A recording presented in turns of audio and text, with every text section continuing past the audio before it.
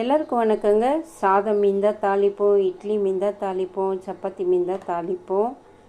இப்போ தோசை மீந்தது, அதை நான் தாளிக்க போகிறேன். பாருங்கள் எப்படி செய்கிறேன்னு பாருங்கள். ஒரு அரை ஸ்பூன் நெய்யுங்க, 2 ஸ்பூன் எண்ணெய்ங்க, 1/4 ஸ்பூன் இஞ்சி பூண்டு பேஸ்ட்டுங்க. ஃபஸ்ட்டு போட்டுருங்க. லேசாக செவக்கட்ட சிம்மில் ஒரு பச்சை மிளகாய் கட் பண்ணி சேர்த்துக்கோங்க. பாதி தக்காளி, பாதி வெங்காயம், 2 கொத்து கருவேப்பிலை எல்லாத்தையும் ஒன்றா போட்டுருங்க. மஞ்சத்தூள் 1/4 ஸ்பூன் போடுங்க. நல்லா வதக்கிக்கங்க. 2 பிஞ்சு சால்ட்டு போட்டுக்கோங்க. ரொம்ப போடாதீங்க, ஏன்னா தோசையில் உப்பு இருக்கும். 1/4 ஸ்பூன் கரம் மசாலா, 1/4 ஸ்பூன் மிளகாத்தூள் போட்டுக்கோங்க. இதை நல்லா தொக்கு போல் வதக்கிடுங்க. அதுக்கப்புறம் லேசாக தண்ணி தெளிங்க. தண்ணி தெளிச்சுட்டு இது அப்படியே ஒரு செகண்ட் கொதிக்கிட்டோம்.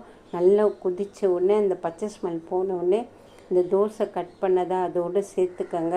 சேர்த்துட்டு மூடி வைங்க, ஏன்னா தோசை காஞ்சிடும். காலையில் ஊற்றுந்து நைட்டு தாளிங்க. முதல் நாள் இதெல்லாம் வேணால், குழந்தைங்களுக்கு ஒத்துக்காது. கடையில் வாங்கினீங்களான்னு கேட்டாங்க. பிடிச்சிருந்தா லைக்